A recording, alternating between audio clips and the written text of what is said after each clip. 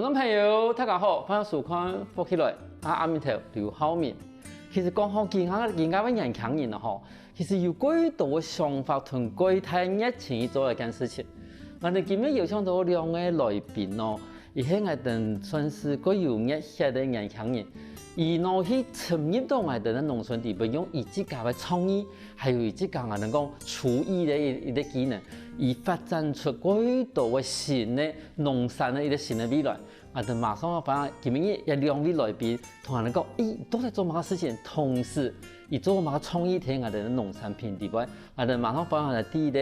靖宇來到現場，靖宇你好。主持人好，大家好，我係來自台中東勢嘅鍾靖宇。好，同時我哋呢一個朋友佑嘉馬來到來現場，佑嘉你好。大家好，我是來自台南的佑嘉。今日佢訪問兩位來到來現場，一開始係我哋嘛啲講，就像我哋今日做個 T 恤一樣，唔單止係得有夢想、有熱血的青年啊，但是想要請問一下靖宇，因頭一開始講係來自台中東勢，嗰時我講嘅係太浦強係咪？係太浦強。咁唔萬世都我講下吧。我對真細項到幼稚園開始，因為我對細項開始到台中頭東勢，同阿公阿媽鄉下太學人。對幼稚園開始就會慢慢都會講客家呢。有年阿媽就講，你個細年竟然會講客家，然後對安尼開始對客家就真有興趣，安尼因好都兩忙安尼。可是你這個人家雖然講你一直喺外面做事嘛，好冇說我歸東勢，但是歸東勢吧還是會講客家。會講東勢啊，無講天發起，總係會講客家。你係咪同我哋觀眾朋友睇下紹介一下講，為什麼台中東勢講太浦強？其實可能幾多人唔知講，東勢講嘅太浦強。其實喺東勢地方，你即個接觸到客家文化有幾多冇？我自己接觸嘅客家文化叫做講，從龍神文化其實台中東勢係蠻大的一個客家文化。對我來講係客家料理，因為我自己嘛真好食，自己嘛真好食，阿媽嘛對細項嘛做太好啊，安尼客家文化安尼慢慢學來安尼。好，嗰時其實對我，其實你萬世應該同阿公阿婆講下黑嘛，好，嗰時你就講萬世如果講客家，但是你這個對你這個係客家人件事情有乜個想法？我感覺身為客家人很驕傲。為什麼？因為就是感覺好像有一個客家精神，很多硬頸。硬頸的精神其實到現在為止，我不管我創業或者是在學生時期，其實都是影響我蠻大，影響我前進的一個精神。係因為今年嘅節目地方哈，如果是講能用上創業的一個歷程哈，那同時就講你的創業的內容，你們想要做的這部分的內容，有關於把我們的農產品做一個創意的一個料理的方式，其實相信幾多年來講嘅話，我感覺到講做乜嘅兩個細妹，按人強嘅細妹，我想要做一件事情。這部分我想請問一下佑嘉，你是怎麼去認識靖宇的？我會認識靖宇，緣分還蠻奇妙的。對，我們在高雄的學校一起教書，因為我們兩個人都是讀餐飲的，所以我們就在高中教餐飲科。那很特別的是，我們教的是僑生，就是印尼、越南、柬埔寨這幾個國家的學生。對，然後我們就在教書之下認識了，然後發現我們自己也是同一間大學的。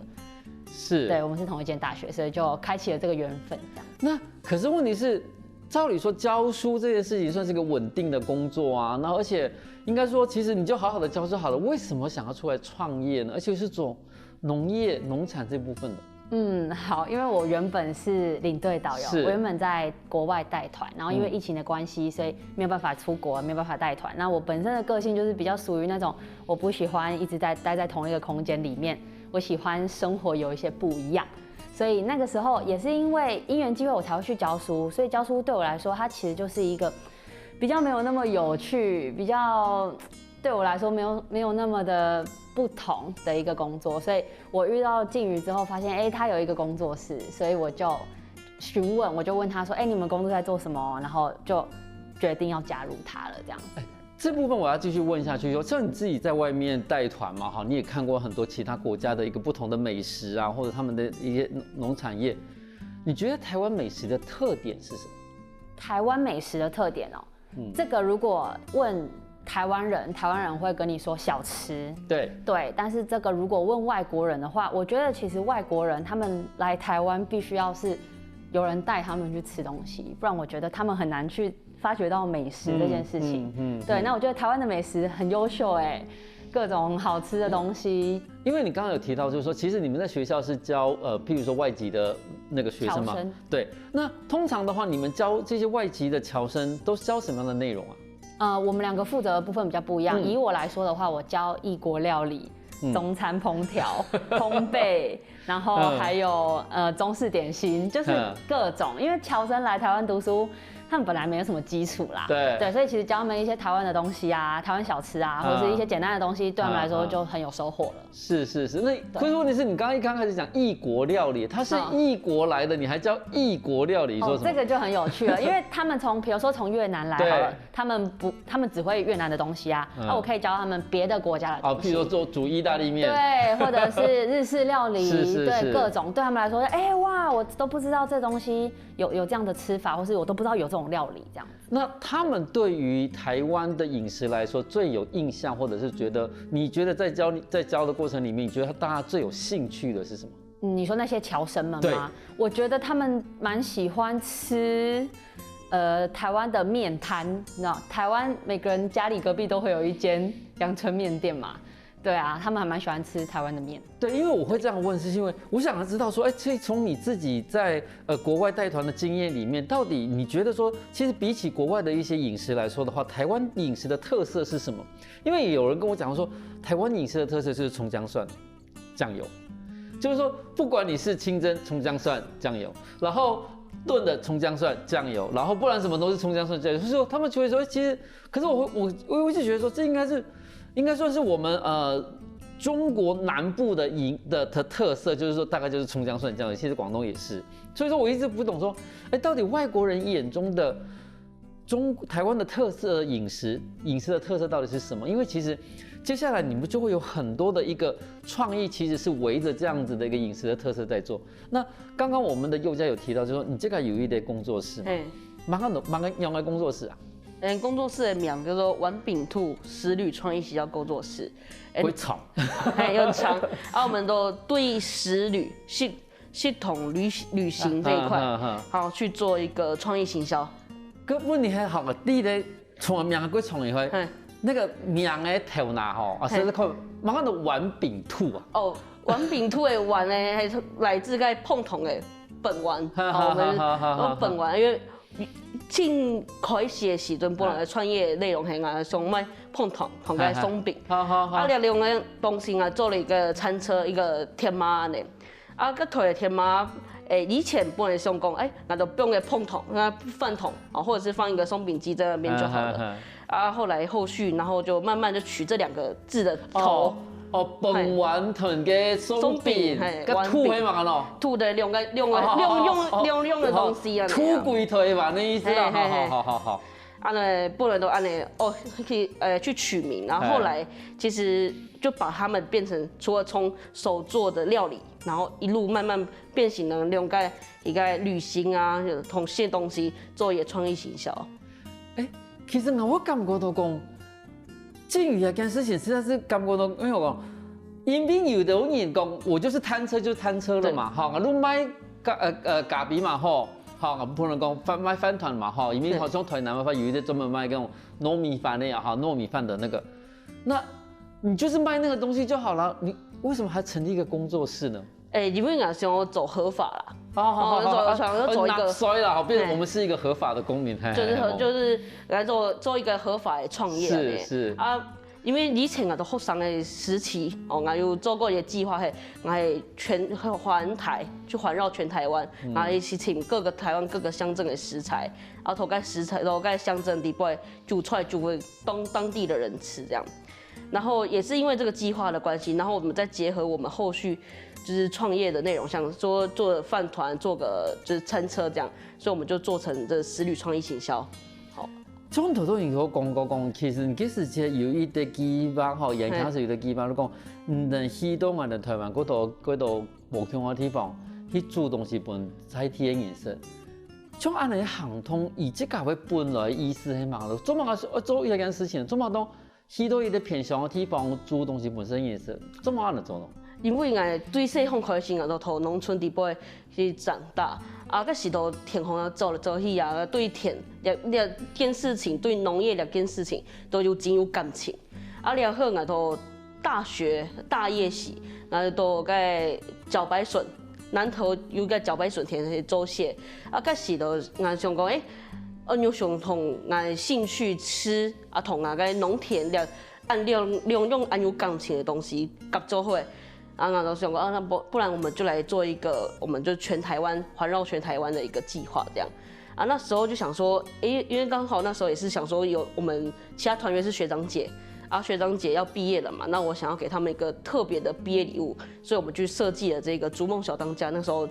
环绕全台湾的这个计划这样。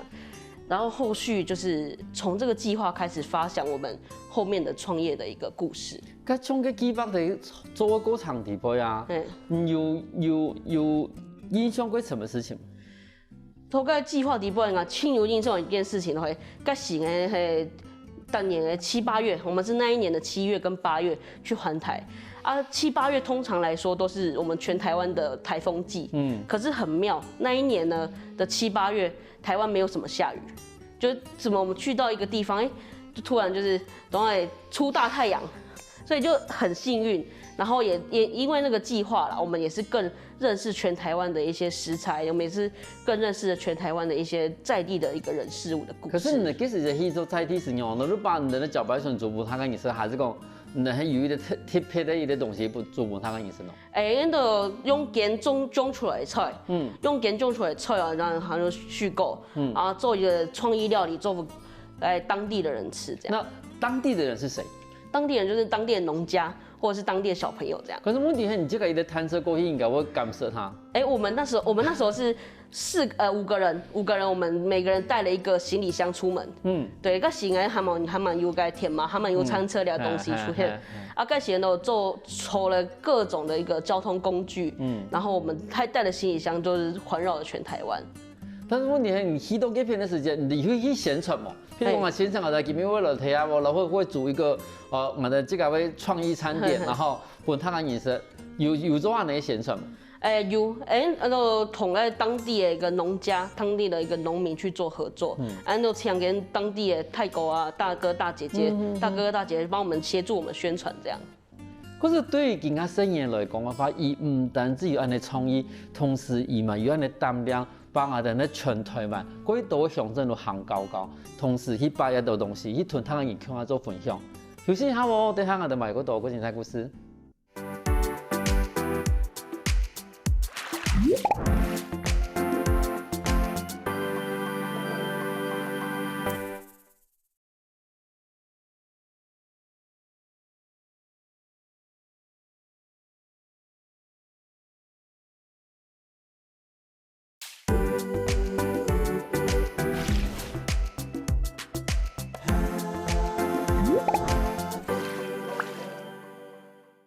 欢迎过来，福起来。上一台节目，我哋來自台中董事嘅建議，係同我哋來自台南嘅要求，同人講，伊希望我去雕刻下成立一個飲食文化嘅工作室。上一台節目吼，我們就一直聽到我們的靜宇在講說，他們的那個工作室是怎樣的一個創業形態。可是我想問的就是說，後來你加入之後啊，你對他這樣子的工作室的一個宗旨，你是覺得是 OK 的嗎？我会加入他，一定是因为我认同他。其实一开始听到他在做什么的时候，跟我现在真的加入他之后做的事情其实是不一样的。对，因为他那时候就跟我，就像刚刚讲到的，当时的话术是不同的，对不对？然后我就好不错。来，我们在这节目里面，我们就当那个公平的，当时的话术说什么？钱多事少离家近嘛。结果后来发现不是。没有啦，其实当时我真的只是因为有兴趣，想要了解他在做什么，跟他创业的一些故事，我才会问他。其实那时候我没有想要加入他，是对。是到后来我们越来越熟之后，我才想说，他一个人，然后他好像要越做越大的感觉，我就觉得，我可以加入他，对，这样子。可是你反而是他越做越大的时候，你决定要加入他。对啊，因为我觉得一个人很难走得很。是可怜他的意思就对了。不是，就觉得2个人好像可以激发出不一样的想法、不一样创意跟火花这样。因为我提供，其实呢，工作室里边有一个关于创业为了做对我哋台湾的农产品，好，有一啲冇共用的做法。你係咪同我哋觀眾朋友，睇我講一下？用的做法去对我的农产品有一个新的创意，还有同一的新的那个分销制度呢？应该说，我们就是找很多的农产品，包括我们现在，因为我们现在工作室设立在高雄嘛，那我们就找高雄跟屏东地区的农产品，那我们把这些社区的农产品，然后去做一个加工，还有做一个，因为我们本身的专业是做料理，那我们把料理做得更漂亮、更精致、更有创意，那我们就把这个东西就交回给我们的在地的农村，然后我们也希望说农村可以用这一些农产品做出来的菜，然后他们去推销，他们去推广，让他们的农村可以被更多的年轻人看见，然后也因为很多农村其实最重要的问题就是缺少年轻人。缺少一定的能量，所以那我借由我们自己的力量，然后我们去挹注了这些农村一些新生命，然后我们也希望说，农村未来可以被更多人就是加入或者是让他们的一些农产品不再是滞销这样。那我们一个蛮重要的一点是，因为我们是从生产，我们从生产我们没有接触到嘛，那我们从制造到销售到服务，基本上我们就是已经是全利用。就是3级化，我们从1级化到3级化，所以我们有用一些的像是农村的再生能量，然后我们去做一个财务的循环这样。然后财务循环的话，不只是说在农产品上面，就像我们工作室有一个很重要的一个理念跟一个目标，就是我们希望每年的营收会有20%是回馈给偏乡。那这个偏乡其实就是我们有在帮这些社区就是设计料理跟设计旅行的一个偏乡，把这个20%回馈给这个在地。这地方有几多？其实你可以赚钱的东西，总嘛可以有。譬如讲，好，你说把俺的果品体系的农产品，好，你去加工，加工迄个迄，对我来讲法，加工迄个迄我都拿来卖啊，好，也弄来赚钱啊。可是你后来又接一句话，就是说，然后你又把这些加工的东西去搞这个农村。比如这个农村可以自己去做，去想过多年强人过去，为什么还要把它交回农村去？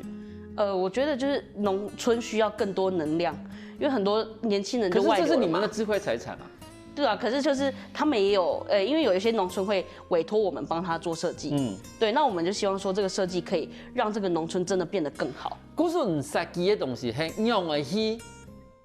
善用他们的产品，是这个意思吗？对，就是、你们的设计其实是所谓的饮食上面的设计，并不是说我们一般来说的平面设计啊、广告设计。你设计的是嗰種，比如講啊，今年我喺出產一啲火龍果誒，我都搶那個，你係咪同我設計的東西可以不用我的火龍果變成另外一個產品？所以說你們的設計是這部分。對，我們就是因為我們走到在地，一個地方啊，聽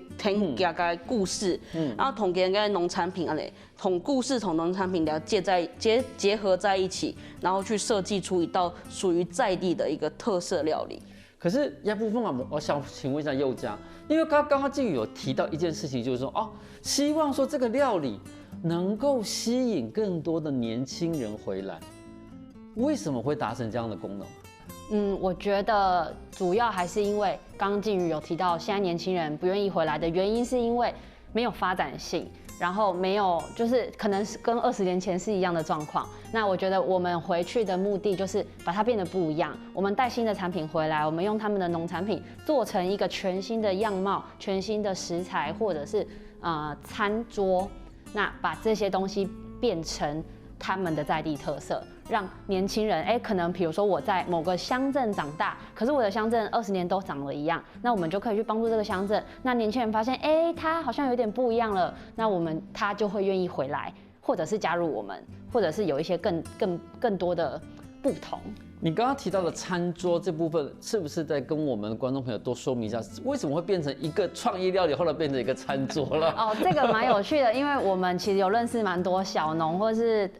各個鄉鎮偏鄉的小公司也好，工作室也好，那我们可能会帮他们办一些从产地到餐桌的活动，比如说设计10道料理，或者是设计一个套餐。那用在地的食材，像我们最近刚做的一个叫燕巢的食旅创意餐桌，对，那我们就用燕巢的芭乐，然后笋子、豆腐乳，然后去做了15道菜给那些社区妈妈们吃，还同时给他们食谱，让他们可以跟着一起做啊。我们现场示范给他们看，我觉得这是一件非常有意义的事情。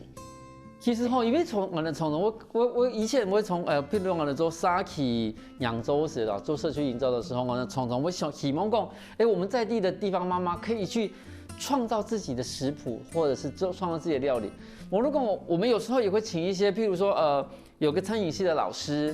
来请他做一些料理。可是我们都会发现，就是说，老师给的食谱，老师自己做的时候，都是那么的美好。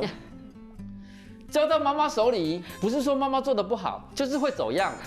请问一下，这到底问题出在哪里？我们说我们帮他设计完这些食谱之后，其实我们就有教他，我们就是在当天就是当地就开了2天的一个料理课程，然后我们也是从头到让他们学习，让他们跟着一起做。对，那当然就是我们东西给他们嘛，他们一定是有自己的一些想法。那其实基本的元素不要变就好了。就我通常就会跟这些妈妈们讲说，那最主要的元素跟最主要的食材只要不要变，然后他们喜欢吃什么料理，或者是他们习惯当地的口味，他们可以自己去做一个调整，去做一个变化。对，然后也是一种。对我们来说，这也是一种我们取之于社会、回馈给社会的一个概念啦。因为头我的右家有提到讲，你偷你的去帮燕巢嘛，帮办做这样子一个所谓的在地的餐桌。刚听见问题都想讲，譬如讲，我还有一个沙起，是一个社区，有这个位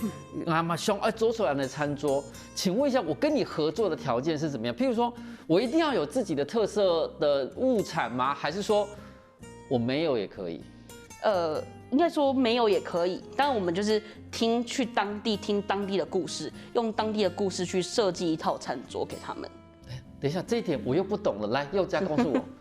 这跟故事有什么关系？这跟故事因为每一个乡镇都有不一样的故事、不一样的特色嘛，对不对？那就像刚刚主持人提到的，它并没有一个代表性的产品，也没有关系，我们可以去走访，比如说在那边摆摊摆了20年的阿姨。你觉得这边的特色是什么？或者是你觉得这边的人喜欢用什么样的料理方式来做菜？这个也算是一个我们可以去延伸发挥的东西。不一定要是。问题是讲，跟你这个文化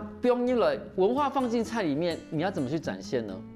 怎么去展现这个文化？是不是？对。我觉得可以用口味，可以用调味方式，煎、煮、炒、炸、蒸，看是什么样的方式可以代表他们。对。或甚至是说在地有什么样的小吃，其实是可以入菜的。对，很多方式。然后刚刚其实，在听金宇在分享的时候，当然一开始我是完全不懂，到后来我还是更不懂。请问一下，为什么要把你的利润又要放到偏乡去啊？你们是很好赚的，很不好赚，没有啦，就是因为还有就是最前面我们有提到，因为我们是教师的身份，那教师的身份其实。我们可以看到这些小孩，因为尤其是我教的学校的学生，他们其实来自更偏乡，就是来自更远的地方，这样高雄更远的地方。那我们常常会听到他们说的就是，老师我们那个地方没有特色啊，或是我们那边好像都没有人来帮我们。那我觉得在听完这一些之后，那我希望说我可以透过我的专业，那透过我的兴趣去。回馈给这些在地，那也希望这些小朋友他们可以透过他们的舌尖去认识这个台湾的食材。那除了认识台湾食材之外，他们也要知道说，原来真的有人是真的会愿意为他们服务，也真的是有人是可以去挹注他们的一些专业啊，或者是一些兴趣给他们，让他们这些看到，让小朋友可以更有活力，可以去面对他们可能未来的一些人生啊。那你这样子在。譬如说，你所接触的偏乡，或者说你这样办的活动里面，有哪一些地方是你觉得，你这个感觉的印象会怎么样？那刚就庆庆的迄套大树、太树，个地方係用緊的鳳梨，用緊的個荔枝去做出來嘛。啊，個方嘅人其實大樹係高雄慶人嘅蔬菜，啊，個蔬菜冇乜人喜嘛。啊，個有婆婆妈妈，然后用做菜怎么办？然后其实我们也就是透过这个我们的一个设计的菜，好让连在地的店家，好用这些料理啊，然后去做一个分享。啊，请每个英雄可以做体重的活动，就最深刻其实就是炒那个凤梨木耳的时候。那个凤梨木耳那当下，想讲我都会同跟客家的一个文化、客家的传统的料理，同在地的凤梨可以做一个结合，这样，所以这印象很深刻啦。那庆庆的一个印象的可以，应该说我们可以改变在地的话，其实我是从他们手做。都用手做出来的料理，同人该食材，他去看到他们的笑容。因为怎么讲，很多人会觉得说，我这个料理要去怎么做，或者是我这个食材要怎么做会比较好。对，然后那时候我们在上课的时候，其实也是很多的妈妈们啊，或者是阿姨们也会问我们这些问题。当他们问我们这些问题之后，我们一个一个去跟他做解释。那解释完之后说，其实我们这道料理的手法，同人客家的手法其实很像。对他们就可以融合了啊，也是把他们的脑袋啊，就是也是突然跑进原来我们的食材可以跟客家菜或者是跟我们这些料理去做一个融合啦。观众朋友看到今天我感觉到quay感通咯，冇想到我哋万世时节食到嘅黄梨炒焖面，今日睇到硬强嘅一点硬强嘅地方，要团嘢去搞出来嘅。喺到节目，我哋問佑嘉而家最印象最深嘅事情係乜嘅？冇借我，馬上過來哦。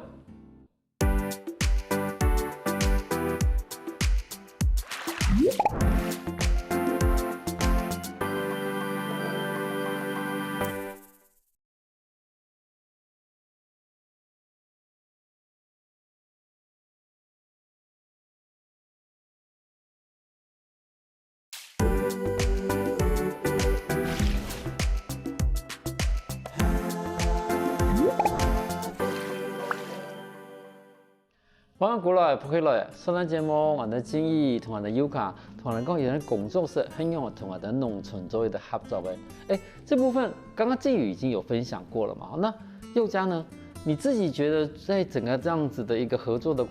过程里面，你自己觉得印象最深刻的是哪一段？我觉得印象最深刻就是刚刚有提到的，我们去燕巢教他们做菜。因为你喜欢吃麻辣。这个也是一个原因，对。然后主要是因为那个算是我们工作室的一个转捩点吧，对。因为我们那个整整2天的活动，我们设计了15道菜，那不是只有那2天去，我们在事前的准备非常的多。我们从想说要用这几道菜，要用这个食材做出什么料理，想了很久。那是让我觉得很感动的一件事情，因为就像我们身为老师，我们其实最在乎的就是学生有没有把我们的话吸收进去。那在那2天，我觉得我好像让他们有很多的收获，我觉得这是我到现在还是觉得很感动啦，因为他们好像看到那些菜就觉得哇，原来我们自己家乡的芭乐居然可以变出这样子的东西来。可是那个时候。学生会不会讲说，老师，我们这边的那个咸蛋不是这样吃呢？我们吃的更咸一点，或者是说我们味道要加一点糖。台南人不是都加糖？对，所以你刚问我台湾饮食特色，我本来想说甜。对他们其实还好因为他们比较可能对他们来说，一个食材只有一种吃法。对，那他们反而不会觉得说，我们是这样吃啊，他们会觉得，原来可以这样吃，对他们是这样子觉得。可是对广东嘅人来讲吧，其实如果佢希望讲，譬如有一啲对一啲食材嘅想法，比如加上自家嘅創意啦，無論加上自家嘅想法，因為其實有啲人，譬如講我哋睇到卡係咧可以叫嘅，我都因為講啊，一路啊你啊，客家菜就這樣咩，就是這樣子，又油又鹹又香。那可是從外面的人的角度來看的時候，現在重新詮釋客家菜，或者是詮釋我們客家村莊裡面有的東西的時候，其實。他就会加入很多不同的做法，或者是他们曾经在很多人的方式看到的不同的一种煮的技法加进来的时候，我们就说原来可以这个样子哦，可以我们的客家小炒可以变成炒饭，或者是可以变成不同的东西。像你喺工作室成立到件家方，你这个有，比如讲有，你这个我哋個特別的嗰種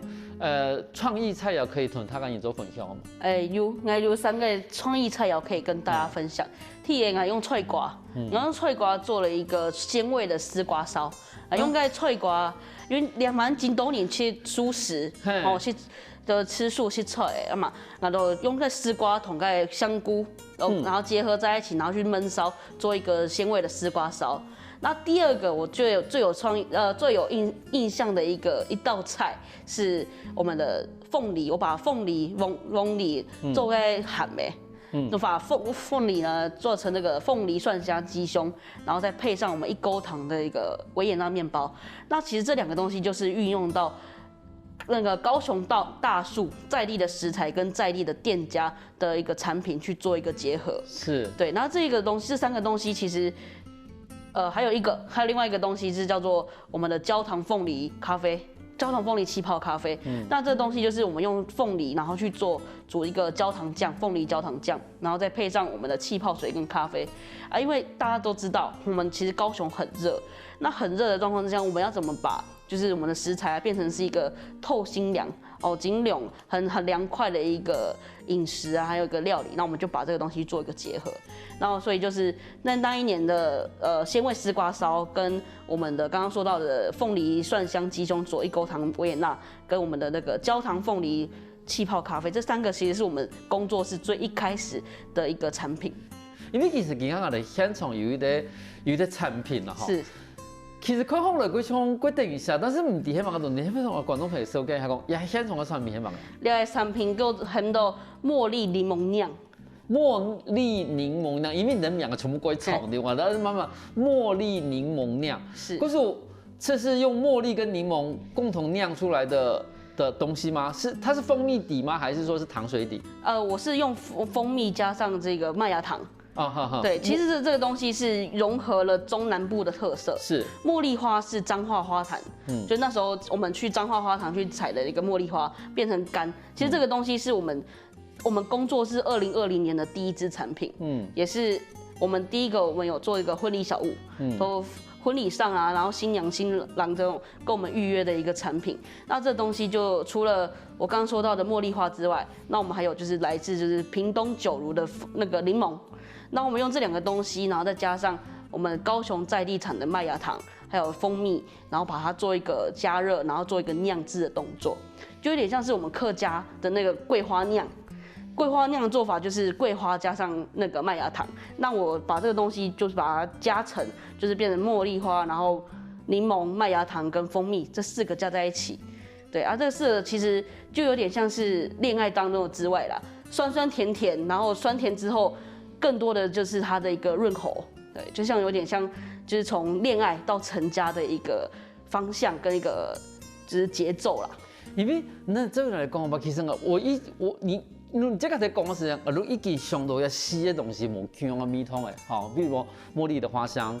然后柠檬的那种清淡的那种好柑橘香，然后还有我们麦芽糖的那种比较像焦糖的味道，然后我们的那个蜂蜜的味道。其实你这个不是讲啊，它有上什么米给压米头，可是问题它变成婚礼小物的时候，宥嘉，我请问一下，像这样子的一个婚礼小物的话，对于年轻人的那个所谓新人的接受度怎么样？我觉得，如果是我结婚的话，我觉得可以，因为他结婚就甜甜蜜蜜嘛，所以很适合送这个啊，而且它小小瓶的，很适合给每一位宾客，然后大家收到就会觉得哇，以前没有看过这样子的东西。可是当初是因为要做婚礼小物而开发，还是说其实有人看上这个东西之后？请你们把它当成他的婚礼小物。那时候有一对新人，他们要结婚了啊，刚好是婚期是在那一年的10月，2020年10月。那10月份刚好也是我们彰化花坛茉莉花的产期。那我们想说，那我们帮他做一个用花卉跟就是南部的水果去做成的一个酿制品这样。然后就是跟他们讨论出来之后，他们觉得说，这个 OK， 所以我们就帮他设计了这个婚礼小物。可是，东西对人来讲，我规划做梦。整个在处理上面会不会？因为你刚刚讲茉莉花要晒干，对，要晒干。然后再像柠檬，因为其实柠檬假如含水量太多的话，你整个下去腌，它其实很容易会坏掉。对，所以就是处理上其实蛮复杂的，像那花要晒干嘛，那柠檬的话，我们要整颗把它切得很薄很薄，很薄的薄片之后，还要先去用盐巴先去腌过，然后腌过之后，然后我们再加糖啊跟蜜去做一个加热，就是做一个秘制的动作。就这样哦，我想请问一下哦，对于你旁边这个伙伴来说的话，你觉得他到底脑袋里面装什么？我从头到尾，我今天整个节目里面，我就会觉得说，我只能觉得说，学校把你们训练得很好。然后第二个就是，这个人脑袋到底在装什么？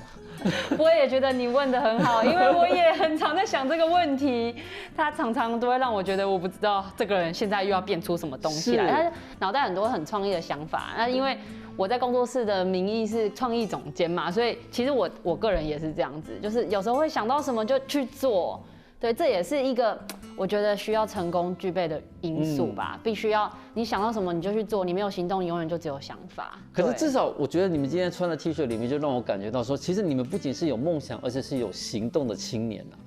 那未来呢？来，最后的时候，来快点帮我说一下你们未来有什么打算？未来嘛，我们今年要出一本书，我们要出一本就是融合高屏地区食材的旅行食谱。对，然后我们就是其实也是把我们这几年做的一些活动啊，或者这几年我们做的一些方向，把它融合在一起，变成一本书。然后也是希望说让更多人看到高屏地区啊，也是希望说大家可以，应该说我们这个世代的年轻人，我们像我们一样年轻人，其实很多人对于自己现在的社会都很很抱怨。因为这什么薪资低啊，薪资低，然后就是疫情嘛，然后大家就是越来越没有活力。那其实我们也是想透过我们工作室的这些活动啊，跟我们做的事情，跟大家说，如果说你想要打破你现在的一个困境，或者是你想要解决你眼前的这一个防线啊，其实就是去做就对了，就是努力做出去，然后是你只要一开始了，其实就很不一样。就我们希望说，更多年轻人可以透过自己的专业，或者是你在学校学到的学以致用，然后也把你这个学以致用跟你的兴趣结合在一起，回馈给社会。那我相信说，其实不管怎么样，我觉得这社会一定会因为这些的状况变得更好。观众朋友，看今天的节目，我发现到讲，其实人家生意人吼，没可能讲嘛草莓族啊，嘛个东西。其实有道你有几多几好的想法，同时也买几多几强的一个行动力。其实可以把我们更加社会度面临到的几多问题，利用伊的创意，伊的去解决下。今日我感谢两位来到现场分享安东人的故事。罗老主新人，罗老太家。休息下喎，再听下咱欣赏来运动运动哦。